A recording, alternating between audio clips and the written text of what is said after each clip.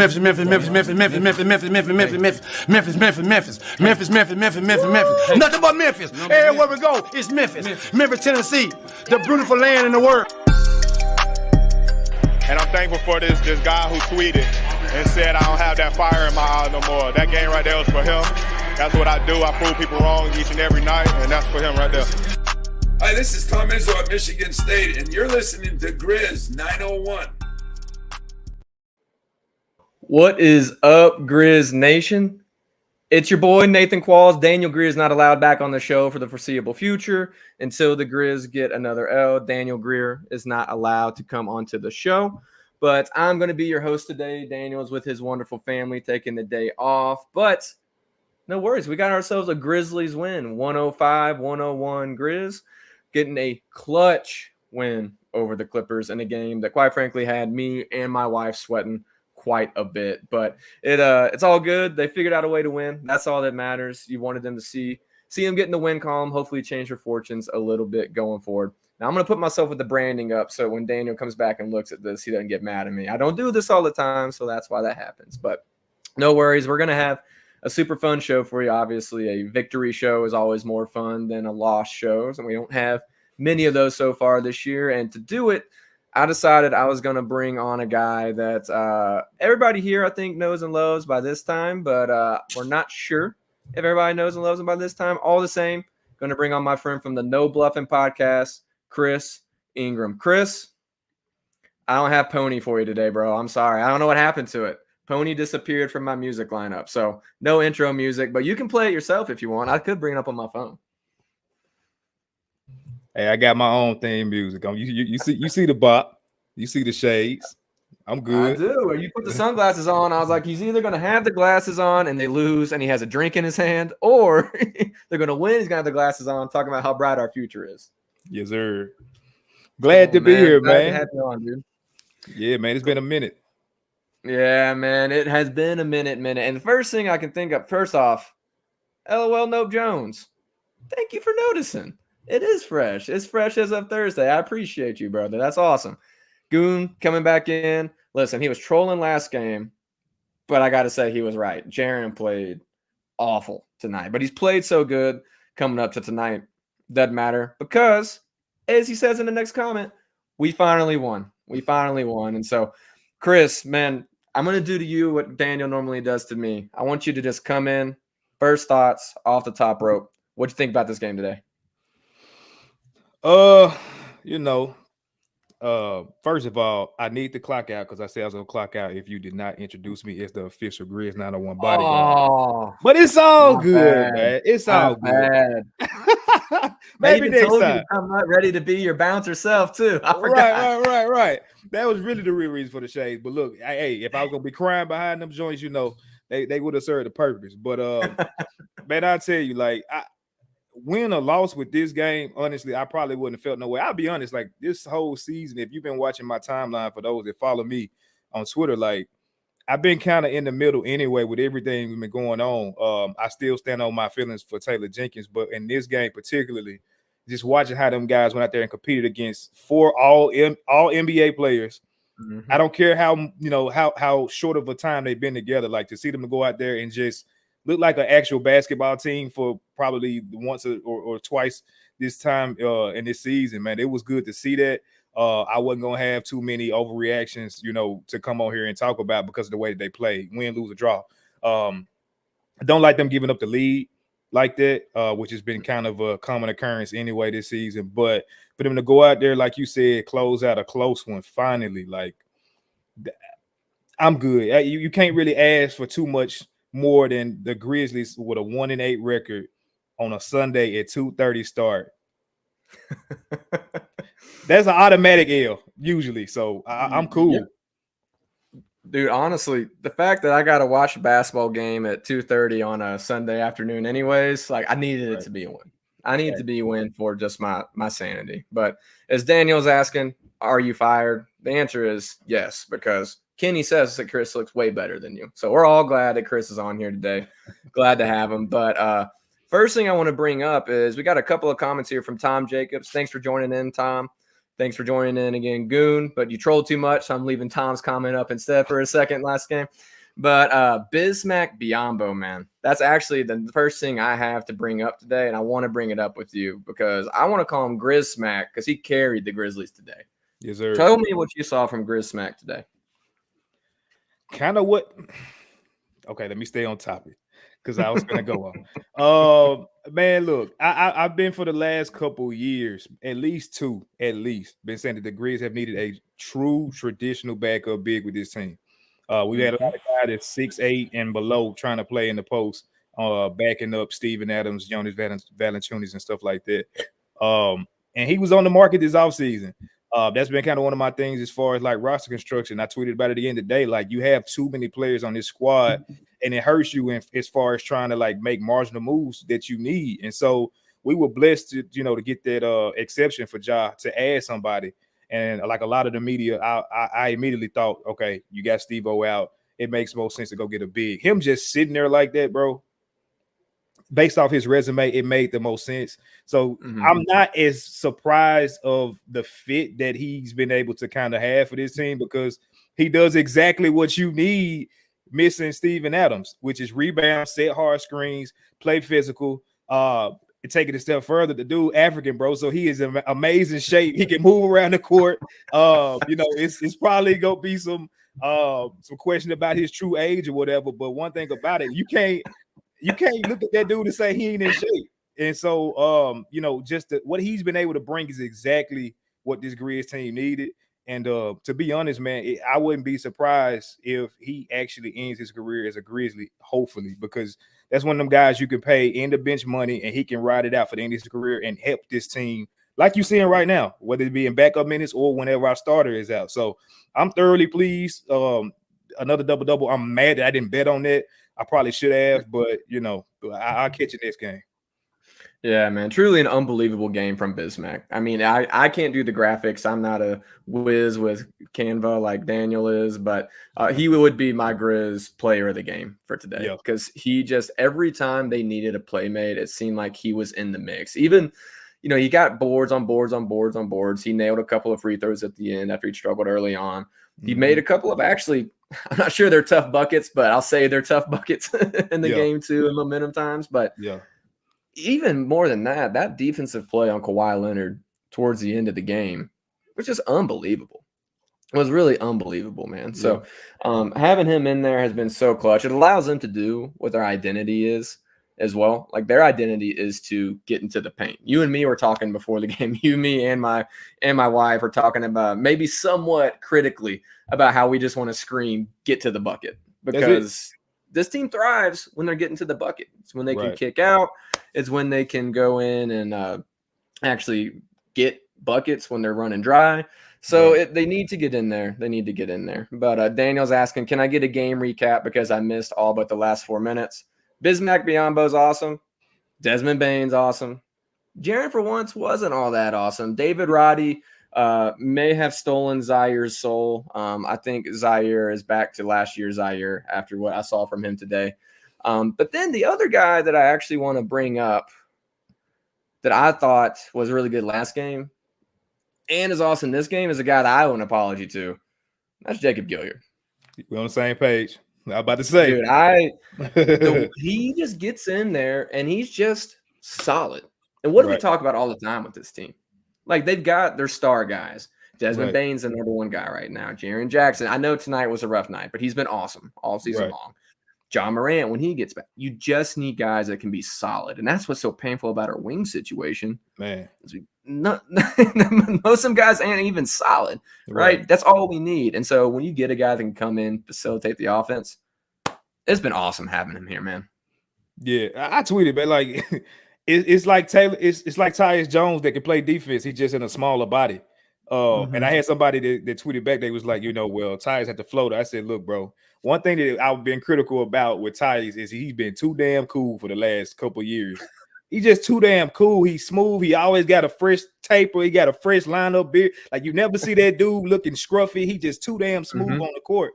And Gilly out there with somebody, please get Gilly a barber in Memphis. Like, please, We known for our wings and barbecue, but we also got amazing barbers in Memphis. Somebody get my guy some VC so he can get a barber, so he can get taped out and squared up like us. But anyway, outside of that, man, Gilly, like you said, bro, just going out there being 5'8", but still he not playing like he 5'8", getting steals. He just as steady of a hand as Tyus Jones, running the offense with them starters. I think who you play with matters a lot, and it's showing that putting him out there with the starters, it will be fine when Ja get back if you need to convert him, while D Rose is out dealing with injuries and stuff like this. So I love what I'm seeing from Gilly, bro, for real.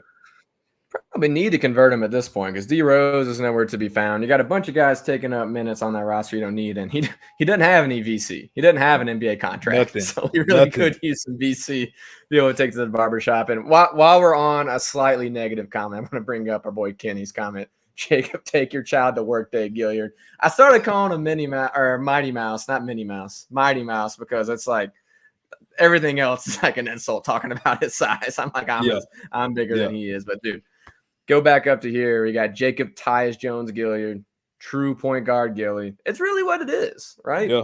He's just in there running the offense. And then him knocking down some shots to start off the game. He did it last game too. Knocked down a couple of threes. And you need that from a guy who can just be a threat and spread the floor. It's such a problem when you don't have guys out there able to do it. But Jacob Gilyard, man, truly, he has been crushing it for Memphis. It's been awesome to watch. And him being in the starting lineup, I mean, I have to eat it.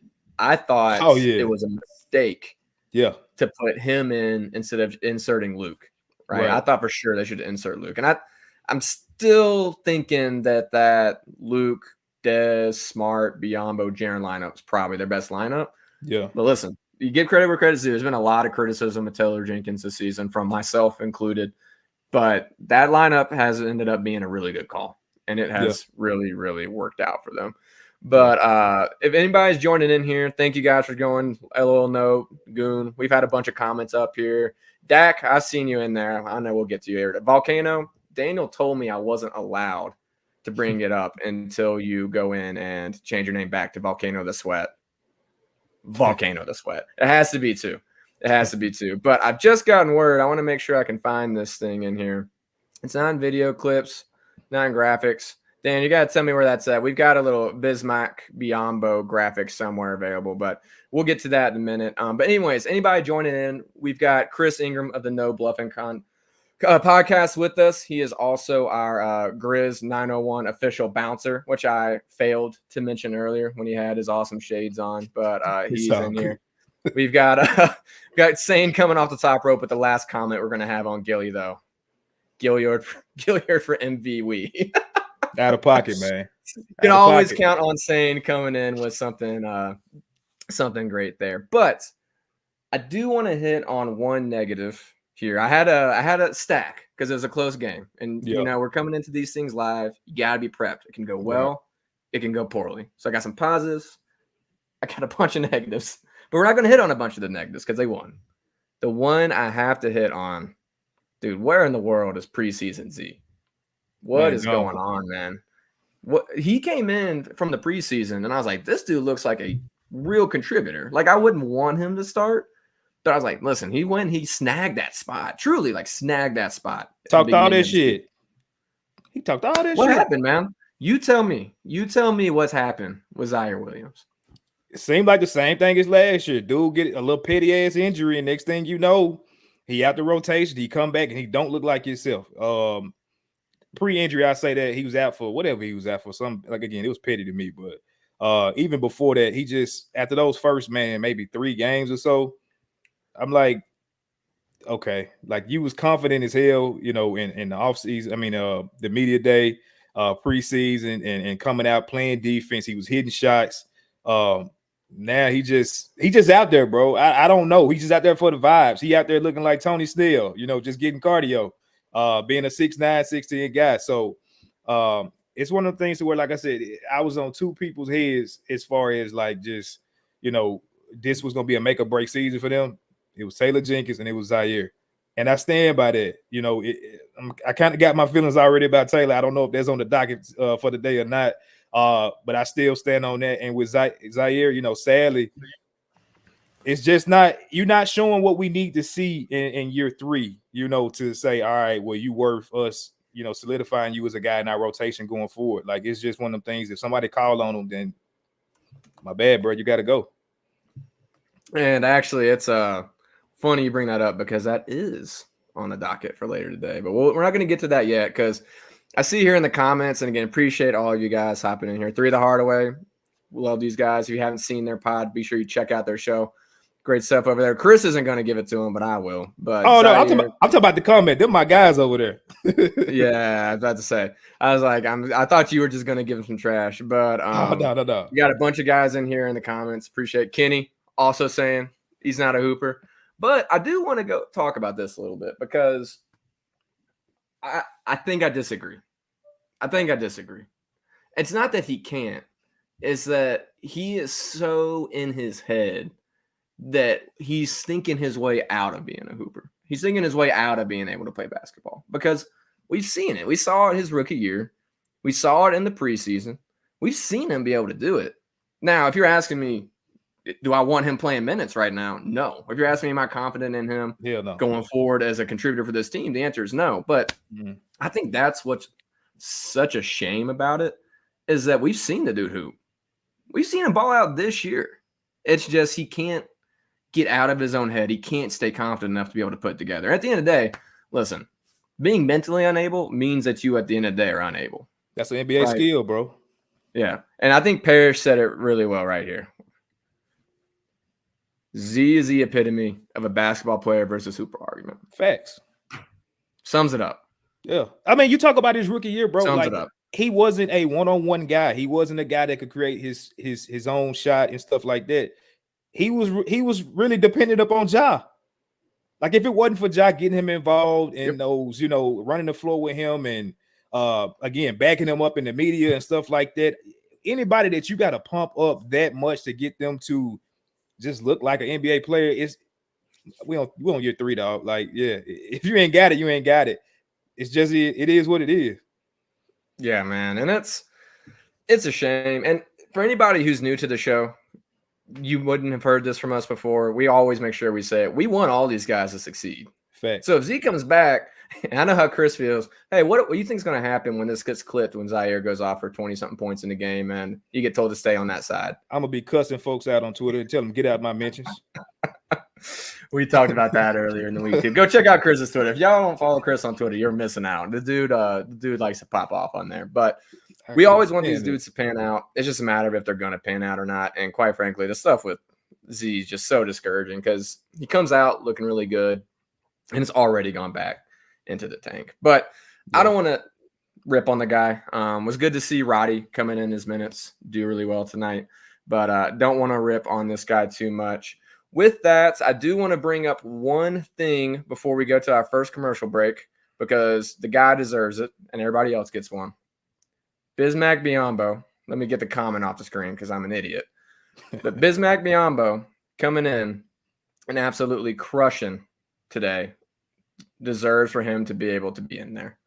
Deserves for him to be able to be in there and get this graphic because the dude is doing everything you could possibly ask for. From like you said, 1, a solid backup big man the Grizz have needed for years.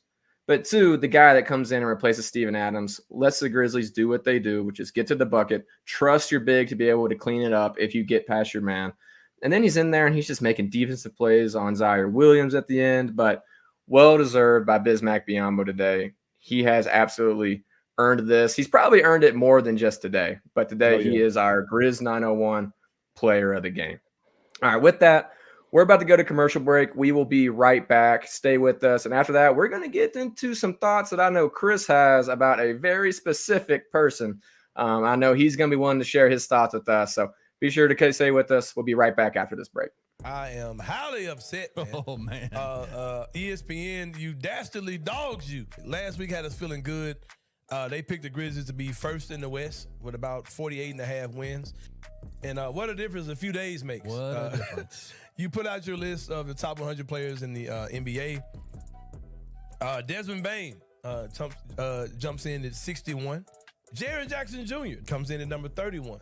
Jaren's top 25 to me, but if you all right, whatever. I think that's a little slight to Jaren. Desmond Baines is disgusting, in my opinion. But then we get Ja Morant, All-NBA player, 2-time All-Star, one of the most dynamic offensively players in the NBA, Ja Morant. That guy was number 35 on their list, Kenny Stubblefield. The same people that said the Grizzlies will be the first team in the West, they're going to get that done with just some regular dudes. Tune in to The Anthony Sane Show, Wednesdays and Fridays at 12 p.m. weekly on the Bluff City Media YouTube channel. Just curious, you kind of talked about the transfers and things like that. How has that changed your mindset from a roster management standpoint? Like, incredible recruiter. All the classes, I think we had 2 back-to-back and 21 and 22 top classes. How does that change with the transfer portal? Do you start focusing more on upperclassmen? Do you kind of get away from the younger freshmen? How does that work? Yeah, so I still believe in our coaching staff and the way we do things and developing guys. And that I will never get away from that philosophy. We're still going to recruit a high school class. Now, there's a lot of colleges out there that say, screw this. We're pushing all the chips in on this roster, win right now, and we'll figure it out. Sure. And if it doesn't, right, it implodes and bad things happen. But I think you still have to bring in true freshmen and develop them and see what they can become. And that I'll never waver from that. But the portal certainly changed things. Tune in to Tigers Untapped with TJ Willis and Trey Lasley every Wednesday at 3 p.m. on the Bluff City Media YouTube channel.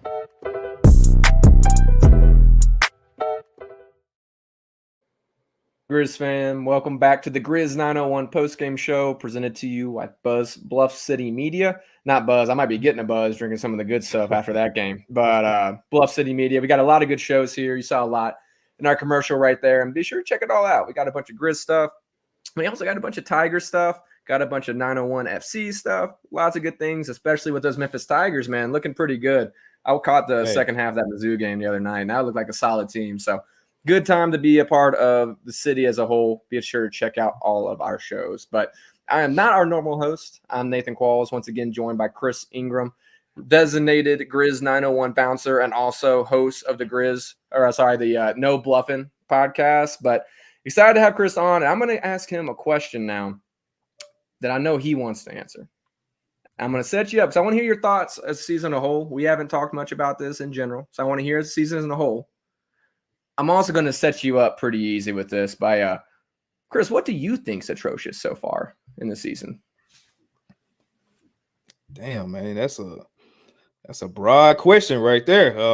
It's broad, but we both know where you're going to take it. Man, Taylor Jenkins. Even coming out and doing it was just so predictable, bro. Like, that whole press conference was predictable as hell. I knew he was finna either 1, go off, 2, make up a word, 3, he was gonna cry, or 4, he was just not gonna show up and take a fine for not showing up. Something was finna happen, but I knew that wasn't gonna be the typical. Shout out to Dez on Grizz Twitter. I knew it wasn't gonna be a typical word salad.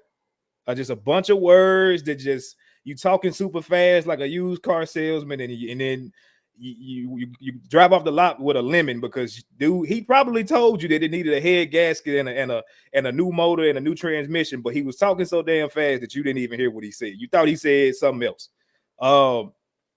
That's it was just so I don't know. People would probably get mad at me for saying it was fake, but he knew he know his job is on the hot seat at this point. People talk about all the time, bro, like, yeah, the Grizz are dealing with injuries and stuff like that, which we have for the last 2-3 years. You tell me a time, Nate, that this Grizzly squad, 2 years in a row, we've been 2 seeds in the West, made the playoffs just straight out, had some of the best moments in Grizz history. You tell me one time that we've been injured or not injured, or we had our full roster, like, for a consecutive long period of time. Not much. Dylan Brooks was out for the majority of Ziaire's rookie year. That's why Ziaire, I think, was able to get the confidence and had the season that he had. Jaren missed a big portion of playing time, with over the last couple of years. Shout out to him for being healthy the last 2. Dez played on a bad toe. Steve O's missed games. Jaws missed games. It ain't really too many people you can say that haven't missed games outside of maybe your rotation pieces like Tyus and Kyle Anderson when he was here, Milt when he was here. those type of guys. But like we've always dealt with injury, so for me, it's hard for me to buy into the excuse that these games that a lot of them have been close. They've been competing, but this guy just continues to just act like he's not watching the same game that we watching. I don't understand that. And like I said, coming out of today's game, win or lose, me and you were both sitting here watching it to the end. I wasn't gonna feel no kind of way from this game. I don't want to sit up and jump up and down and say, "Oh, he's made changes because they won this game." Because again, they easily could have lost it. You was playing for the top maybe 75 greatest players of all time today. It easily could have went the other way, coming back from 15 down. So A for effort, great, getting the second win, but it's stuff that still's gonna have to be resolved from a coaching staff standpoint. Continuing that the way that he's been playing defense or the way he's been scheming defense has been just awful to me. That's atrocious. Patrick St. Andrews, I'm indifferent about the offense. We'll see when Ja gets back on that, but it's been a little bit atrocious. Rotations have been it's just been a mess, bro. And like I said, I hate to shout out to my boy Tev Shakir with 3 the harder way that got all the heat about the Grizzlies, not gonna make the playoffs or the play-in or whatever. I still can't give them that credit because of the way that they've been playing with the injuries and stuff. But at the same time, I see where he was coming from now. Marcus Smart, do not get on my bad side and turn into Dylan Brooks 2.0. Dude. Just don't do that. Dude. I've been riding for him, bro. Don't make me not ride for you no more. Don't do that. No, dude. I was watching the game with my wife, my beautiful, wonderful, amazing wife. Make sure she hears that because she puts up with me during the games, and I might get kicked out of the house if the season keeps going the way it's been going. Man. But dude, I kept looking at her. I go, it's Dylan. It's Dylan. It's close. Because when I see a 16 seconds on the shot clock 3 that's slightly contested, when you have Desmond Bane on the floor, I'm going to be upset. It's going to be honest with you. I'm not going to be a happy camper about it. Right. And so while it is early to say that, I get what you're saying. 100% get what you're saying. And I see it too, and it's frustrating. At the same time, I don't like the, we should have kept Dylan stuff either. Hell no. And that actually brings us, I want to bring it back to Taylor Jenkins here in a minute. But while we're on the Dylan stuff, you were an athlete. I was an athlete. A lot of people that are fans in the comments, I'm sure, were athletes. Right. Did you ever have the change of scenery experience? Because I did. Absolutely. Yeah. The change of scenery actually makes a difference. And listen, I'm not saying that I think Dylan Brooks is going to continue to lead the league in NBA three-point percentage. I'm not saying that. No. But I did come on this show, and I'm sure on your show too, and said I fully think Dylan will go to Houston and he will be much better basketball player than he's been the past 2 seasons for the Grizzlies. You did. So at a certain point, we talk about Ziaire, why he can't play. It's all in his head. Right. Zaire's got the skills. It's all in his head. When you're an athlete and it's gotten to a breaking point, like it did for Dylan in Memphis, right, you got to go somewhere else because he wasn't going to be able to be what he's been for the Rockets so far in Memphis. It was never going to happen. He had to have a full reset, and the Grizzlies had to have a reset. So while I don't think that what we're seeing from Dylan is some kind of crazy mirage, other than leading the league in three-point percentage, no chance. If that happens, then I don't know. Maybe you got to buy a Rockets jersey instead of the Grizzlies jersey you're going to get last year for him. But it never happened. At the same time, I think it's sustainable. I think he's a good basketball player. I don't think he could have been a good basketball player in Memphis. I push back on that, bro. And I'm going to tell you why. And I've said it on this show 2 years ago. Okay. It's Taylor Jenkins, bro. Period. Point blank. It has been Taylor Jenkins' inability to reel Dylan in. People like you're right, 100%. A change of scenery or just a different situation is always going to, give you just a different vibe. You talk about you coming out of like a terrible relationship. The new girl you're talking to, or if you're a woman listening to this, the new guy that you're talking to, or whatever, like it's gonna be a honeymoon phase of that. And then you start to really see who this person is. You start to see that, oh damn, they leave their drawers on the floor. Oh damn, they don't really brush their teeth when they wake up. Oh, like you start seeing the real, and it's like, man, this is just like the one I just left. Oh, this is nothing different. It's that for me with Dylan Brooks. Like I think when you talk about just skill set and what he meant to this team and what he could have brought to this team, he could have been literally, bro, like the wing that we've been talking about we needed for forever. He could have been that if he just bought into it. You couldn't get Taylor Jenkins to buying him into that. Taylor Jenkins, I've always said, bro, like before we talk about scheme and all of that stuff, I was on his head immediately when I saw that he was not able to reel Dylan in to say, hey, this is your role. Do not take these 16 seconds left on the shot, 3-pointers, just pulling up because you ain't got the ball the last 3 possessions. We're not just going to be throwing up shit just because we can. Excuse my French. I know this is a family show. But like, bro, like it was that for me. That was the very beginning for me saying like, okay, he's not going to be able to get us over the hump because we need that guy to be able to reel him in. He does everything else that we need. Put him in a dunker spot if he's not, hitting shots well that night. He never did none of this stuff we talked about. Keep him in the mid-range. And so you see him go to a championship level coach like Ime, turning around a rebuilding team that has brought in, formidable vets and stuff like that. But he's got Dylan to buy in, bro. I don't want to hear about his shot falling and us, like the whole Blake Ahern thing. I get that, but like it's up to these players to work on that game individually. I can't blame Blake Ahern because you didn't work on your shot in the offseason. Dylan worked on his shot. He did. He showed it in FIBA and he's showing it now. Now, like you said, do I think he's going to be sustainable? Hell no. But time will tell. Well, and I don't disagree with you there because I don't think that was pushing back on what I was saying. Because what I'm saying is I don't think that was going to happen in Memphis. I think it reached a breaking point. I don't think who you brought in to coach in Memphis. I'm going to be honest. You think so? I think him and the city of Memphis were just fractured at the end of that. I don't think he wanted to be here as much as it's like, oh, we're not bringing Dylan back on any circumstances, which I still question. It was too late coming from within the organization. Yeah. I just don't think it was going to happen. That being said, if you say Taylor Jenkins is a contributing factor as to why the Dylan thing got to where it got, I'm not going to argue with you at all on that. And listen, on this show, Daniel is a huge we don't hate the coach on this show guy. I'm a big, listen, there's a reason that guy's coaching, I'm not coaching guy as well. Yeah.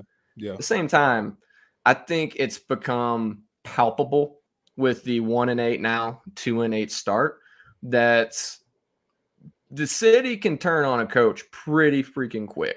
And at the end of the day, I think everybody recognizes that while the Grizzlies do have a lot of injuries, and I know people say, hey, you can't blame everything on injuries. Let's also acknowledge it's not just any injuries. It's like 4 of your 7 best players haven't been playing. It's a lot of injuries. At the same time, you're rolling out the same talent as the Miami Heat are. Thank you. Me and Daniel talked about that the other night. Like that Heat team, it wasn't like you're rolling out all-stars left and right. Right. Kyle Lowry had a great game. That I wouldn't expect him to do that night in and night out. Other than that, they're rolling out the same level of talent as Memphis was rolling out. Bro, they had a generic dude on their team. A generic 2K player. I ain't like the hairstyle, the number. Like, who is this dude? But at the end of the day, you're not maximizing what you do have. Right. Because this team, I don't think they're winning right now. I think they should be within about 2 games of 500, give or take. Right. And it's just been a mess. But we got our guy Tom coming off the top rope. I would want to bring this up. It will be sustainable until he gets a fat contract and it will go to crap like it did in Memphis. I would agree with that, except for he already got one fat contract. So I do appreciate the sentiment though. But Chris, again, thank you for the comments. Tom, Sang, Goon, everybody that's in the comments. Appreciate you guys joining us. We will be here after every game this year, a full 82. Myself, Daniel, Chris, we'll have somebody on the show to keep you company, whether it's a celebratory drink or drinking yourself to sleep. Whatever it's going to be, we'll be here to join you in it. But Chris, we already talked about what you think's atrocious.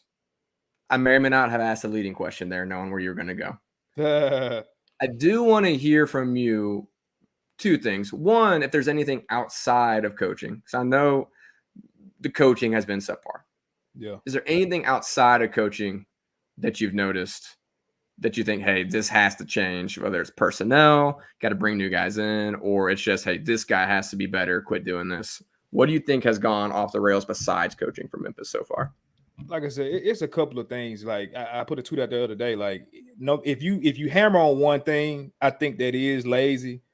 And although I think coaching has been a major part. Like when we were winning, I said this was a thing. It's just I think it's now starting to come out because of injuries. Now it's like, oh well, you can't blame him because of injuries. All right, let's take it off of that if you want to say you can't blame him at all. The vibes are gone though, bro. Like this ain't the same. And I'm not gonna say Dylan Brooks was the one that started it or it left because Dylan Brooks left. Ja's not here, which we know Ja give the team the swag. I don't care what y'all say. Like the kids follow Ja. They don't follow Dylan Brooks. They don't follow Tyus Jones. He's the swag of the team. And so him not being there could play a part. But man, it's just the vibes are not there. And it ain't because we losing. Like they came out, I want to say it was first game. I put a tweet out there. They had, and people thought I was talking about Luke. I wasn't talking about Luke. It was just a fact. That pre-game celebration they was out there doing was just it was looking goofy, bro. Like it ain't the same fun group that we saw the last couple of years. And when you just series out the team the way that it is because of whatever reason, I guess because of Ja's his spotlight with the bad stuff. Maybe you want to try to clean that up, but that has gave this team an identity that they need to keep. That's what they go back to when things are bad. And they're just taking shit just too serious this year, bro. I really do. Like I appreciate the seriousness of all right, we got to handle business, but y'all still got to be y'all. And that for one thing has been something that I haven't liked not seeing. Like you said, personnel, obviously, we got to find a way to strengthen that top 8, bro. We got to find a way. Yeah. I don't care what they have to do. As long as 12, 22, and 13 is here, I really don't care who else they decide to move. You got to strengthen that some kind of way. And after Zach Kleiman, the way that he came out, like he was real, like trying to make people feel him after the trade deadline last year, like to understand, look, we did all we could to try to make this team better.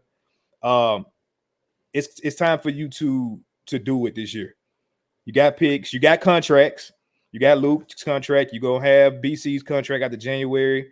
You got Smart. A lot of people don't want to talk about that, but it's a possibility, just because again, his contract, and he's a player that people know around the league. They probably want him on their team. It's some guys I would just say, hey, we could probably upgrade this position. Santi, I've always said he's a great trade piece. They're going to have to find a way to strengthen this team, especially coming, behind the A-ball with the record that they have when Ja gets back. If they can find a way to do that, to turn it around, to try to spin it into a positive, I still think this team is going to be in the playoffs some kind of way. Whether it be they have to fight in the play-in to get there or whatever. But, yeah, man, that's kind of how I see it right now. Yep. Real quick, we got Harold saying Ziaire got to go. We talked about the woes of Ziaire Williams a little bit earlier. Harold, thank you for coming in here. But definitely got some personnel issues. We got Daniel coming in saying this team has a swag of Chris, team no swag. I'm not sure if Daniel realizes the Grizzlies won when you came on, and so he doesn't allow back onto the show or something. Yeah, but, man. Anyways, we got Tom here asking, is it fair that Bridges is getting to play before Ja? I don't even know if I can, on a family show, hit on how I feel about that. I can't believe Ja got 25 games in the first place, to be quite frank. All I'm going to say about the Miles Bridges part, because we are live on air and I want to make sure that I don't get anyone in trouble. I'm not sure I would be comfortable employing that guy myself. I think that's the only way I'm allowed to say what I really want to say about that. Other than that, is it fair? I would say probably not. But that's about all I feel like I can say about that. But back to the personnel part, I do want to hit on that as well. I think we do have to have a stronger top 8. I also talked about this with Daniel last show, and I just want to reiterate it because I keep seeing people say Ja Morant doesn't fix all these problems. Ja Morant's a top 10, 15 player in the world. Ja Morant fixes a lot of these problems. Yeah. And I think we just lose sight of how awesome and otherworldly Ja is. You know what I mean? Like, It's been – listen – it's been so much focus on not basketball when it comes to Ja Morant. I understand why people get that way. Right. That being said, dude, how do we forget that this dude just dropped 57?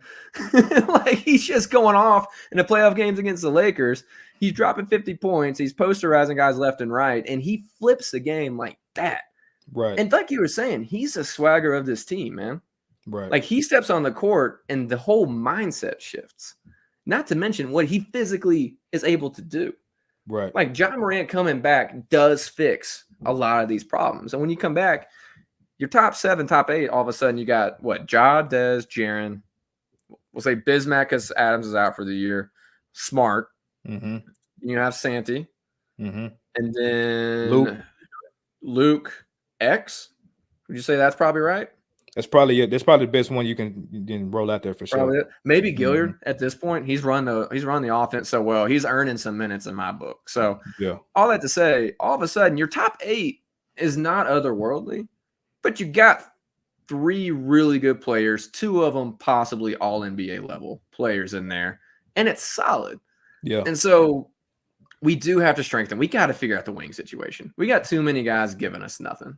Just way too many guys giving us nothing. I love David Roddy. I still think he's probably the most solid out of those young wings right now. But at the end of the day, you need more than just a solid young wing that can develop. You need a wing that can win. Yeah.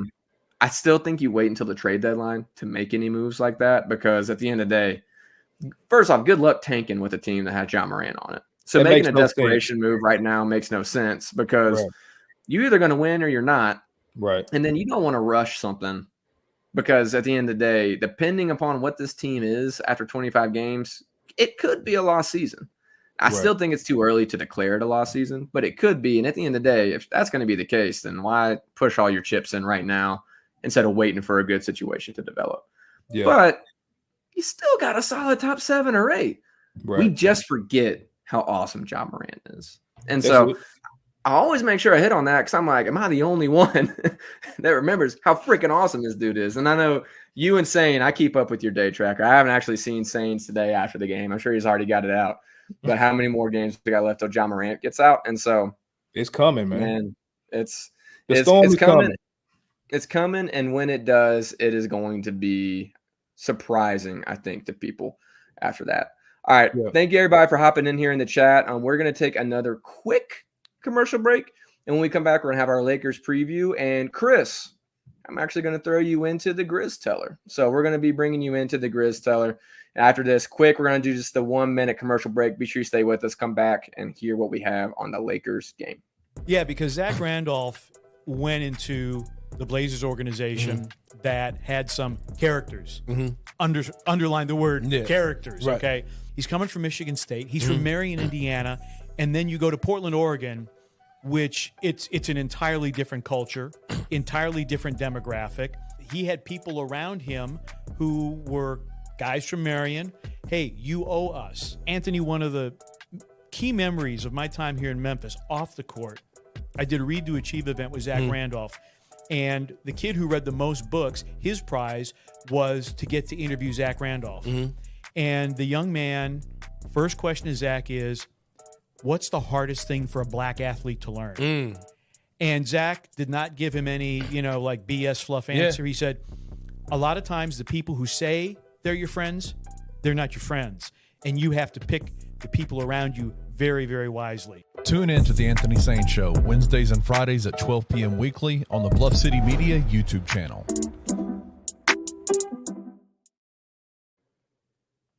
Welcome back to the Grizz 901 Postgame Show. Again, I am your mini host, Nathan Qualls, joined by Chris Ingram of the No Bluffing Podcast, side hustle as a bouncer for Grizz 901.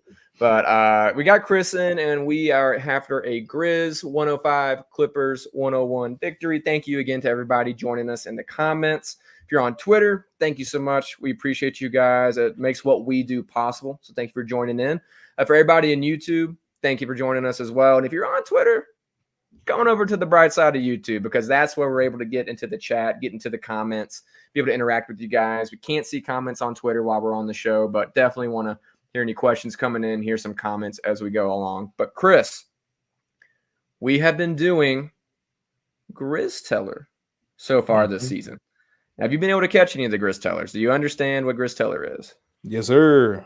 All right, good deal. And so for anyone in the chat that's new, again, appreciate you coming in. But what we're going to be doing is Chris is going to be giving his predictions on the upcoming Grizzlies versus Lakers game as they continue on their mini West Coast road trip.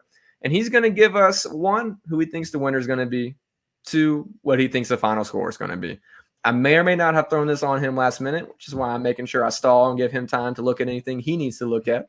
But Basically, how it works is if Chris is able to correctly predict the winner and is within 10 points of the total final score, then we pick somebody or whoever gets into our comments on a post that we will put out and is the closest in there to that prediction is going to win. I think it's a free Discord giveaway for a year. I'm not sure if Daniel's in the chat or not. He may get mad at me if I offer too much, but at least a free Discord membership for the year, maybe some merch as well if you're within 10 points. And if you hit it right on the dot, I'm not sure. Daniel offered stock in the company if you not. So I'm not going to offer that, but maybe Daniel knows a guy. All that to say, Chris just came off a good win. Good win in LA. They're staying in LA. Do you think their good fortunes continue against the Lakers? I don't know, man. One is going to me. It's going to depend if LeBron plays. I know he didn't play today. So whatever injury that he suffered, I think in last game he played through it a little bit. But if he doesn't play, I like our chances. If he does play, then I don't know. I don't know if we. I'm sorry, man. The way that it's going right now, it's like, of course, it's big Memphis, obviously. But man, you want me to go ahead and get a prediction now? I just want you to give me your thoughts. We'll get on the prediction at the very end. I want to hear why you're thinking what you're thinking. Jaren just came off of a pretty bad game. I think after him getting thrown out the other night, him having a bad game, I think he's gonna show up against AD. He has to, because tonight probably would have been a lot smoother of a game if he had just, maybe hit a few more buckets early on. They would have been in a little bit better position. But I think him against AD he's gonna have to get up for that matchup for sure. One of the best bigs in the league when he actually, I compare them a lot, bro, for the simple fact that like it comes to motor with me with both of them. AD could be probably the best player in NBA history if he had a consistent motor every single game. Jaren could be one of the best bigs in the game today if he had a consistent motor and wasn't out there flailing like a baby giraffe sometime. We were joking about that before we came on with that last foul he had. But yeah, that's a matchup that I want to I'm gonna keep an eye on for sure. As far as everybody else, again, if LeBron doesn't play, I'm counting on Gilly to come out there and get them guys energy again. Dez always gets up for LeBron, so I'm expecting him to have a 30-point game next game. And then Smart, I need you to just, y'all were in whatever. I don't even know the name of the Clipper Stadium, but they're gonna be in Staples. I don't care if it's called Crypto. I know they're supposed to be going back to Staples. I think like it's just a different energy. So I'm expecting them to come out and compete for sure. But when it comes to just if it's gonna be a win or loss, man, I want to win some folks some something. I don't want to get up here and just and blow it like that. So I'm gonna say, so y'all can win some. I'm gonna say that the Lakers gonna end up getting it in a close one for sure. All right, so you got Lakers in a close one. I need you to give me a final score. You can take a second to think about it, but I need a final score. Oh, I got it. Okay, I got it. 120 to 112. All right, so let me take a note for our Grizz teller. You've got Lakers 120 to 112. All right, so that total is going to be what? 232? Yeah. All right, so Chris has got Lakers 120 to 112. Grizz teller, I don't know. I don't feel like we should reward our fans for saying that they picked the Lakers to win. I don't know. We're going to have to rethink that part of it. But for now, the rules is the rules. And Chris says he's got Lakers 120 to 112. Again, for Grizz teller, we will be putting out a post from Grizz 901 Podcast, and we'll make sure we get it from BCM Grizzlies as well. But we'll put out a Grizz teller post. Make sure you get in there with your comments. All the way leading up to the start of the game, you have a chance to get your comments in, and whoever has the closest prediction will at least win a 1-month free membership to Bluff City Media that gets you into our Discord as well. But if Chris gets it right, and then you are the closest predictor as well, both winner and final total score, then get a free year's membership to Bluff City Media and the possibility of some merch and even more if you hit it right on the head. So with that being said, Chris, appreciate that. And for anybody who doesn't know, that's a late one. It's going to be Tuesday, 9:30 Central Time. It's going to be a tough watch for you guys back into the Tennessee part of the country. For me, I at least get it at 8:30 my time. But that being said, they don't play again until I think Saturday. The Spurs, so 3 full days off after that. So make sure you tune in to the game, support our guys, and get with them before they have a long break before they play against the Spurs. Personally, I said they were going to split this, so I'm not against you saying the Lakers are going to win at all. I always thought they would split the LA games, so them getting one on the front end, it's a win for me. I'll take it. That being said, there's been some good adjustments made. You know, I think that the starting lineup looks a lot better than the initial starting lineup. I think they found some stuff in the rotations that can work. That being said, they've got to have really good games out of Dez, really good game out of Jaren to be able to compete with some of these teams with top-end talent. So we'll see. I'm going to be rooting for the Grizzlies. For all of our fans that are participating in our Grizz Teller, it's up to you. Pick your poison. You can either pick the Lakers to win and try and get into our Grizz Teller, or you can pick the Grizzlies to win and consider yourself a great fan. But with that, Chris, 2-8, we're about to wrap up the show. Your thoughts on this team going forward? Do you think there's still a shot before we wrap up the show? Most definitely. I mean, Kleiman going to have to earn his King Kleiman moniker this year. That's it. Like, again, I'm indifferent on Taylor Jenkins. I don't think he's going to get fired in the middle of the season, but, you know, this is make or break for him. But as far as just, you know, strapping this roster with what they need to come back from the kind of season that they started off with, it's going to be 100% on him. He can't depend on the young guys. He can't depend on just everybody that's here. He's going to have to make a move to get them guys where they need to go. If he can do that, Ja going to do his part, and I still got them guys in the playoffs. I can't give you a record, but I'm not betting against a team with Ja Morant, Desmond Bane, and Jaren Jackson. I just can't do that. I can't.